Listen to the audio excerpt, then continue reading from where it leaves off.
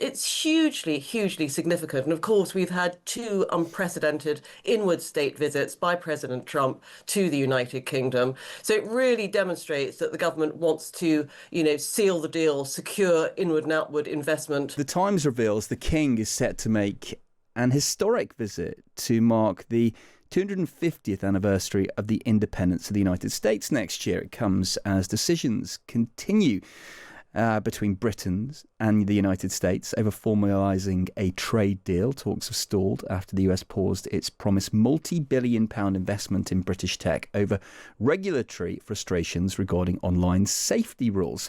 This visit will be the first by a reigning monarch in almost 20 years since Queen Elizabeth accepted an invitation from George Bush.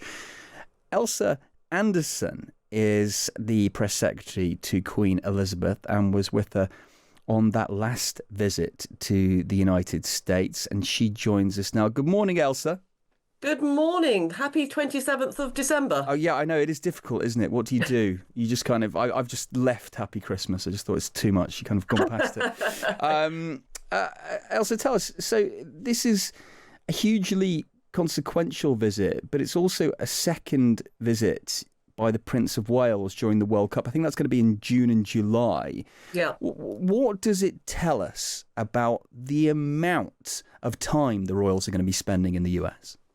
Well, obviously, any inward or outward state visit is done on the recommendation of government. So the government of the day will say to the reigning monarch, "We would like you to visit this country or that country." So this will be the king undertaking a state visit on behalf of His Majesty's government. But it's hugely, hugely significant. And of course, we've had two unprecedented inward state visits by President Trump to the United Kingdom. So it really demonstrates that the government wants to, seal the deal, secure inward and outward investment, and really to woo President Trump.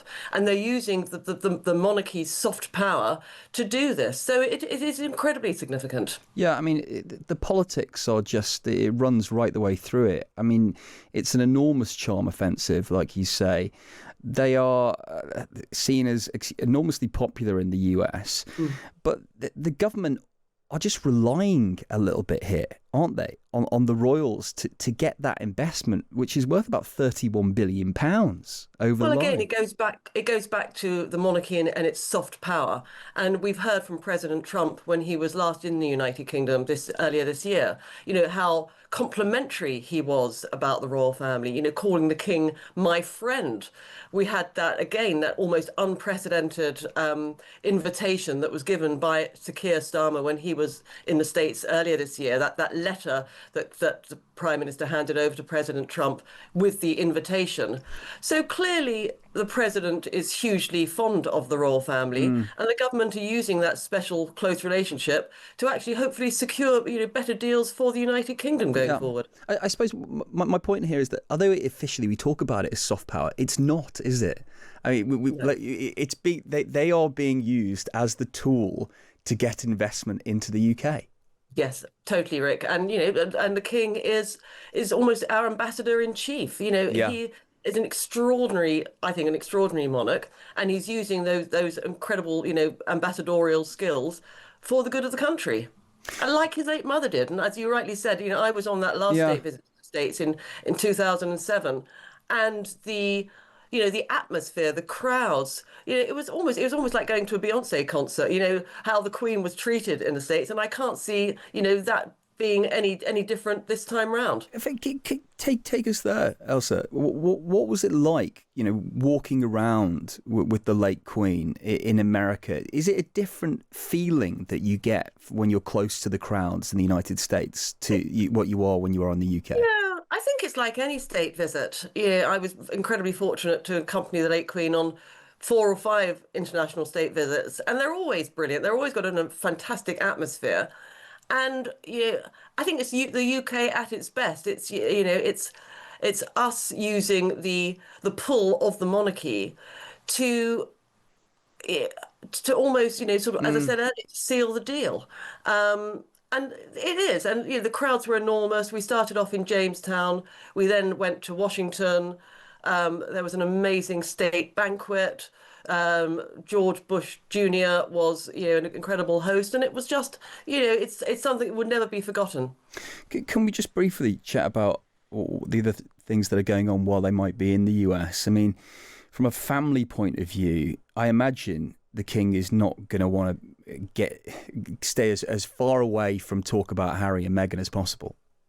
I think any talk of Prince Harry and Meghan would be a huge distraction for the aims of the visit, and the aims of the visit are to secure those special relationships and, going forward, secure trade deals. So anything that would be a distraction would be, hugely deferential to the actual visit.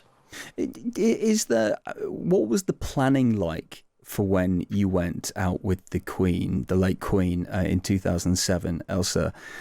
Was it, from a security perspective, I imagine it's incredibly tricky going to the United States. Well, security is obviously a huge aspect. So there'll be protection officers coming from the United Kingdom with the monarch. But of course, security is left to the host country.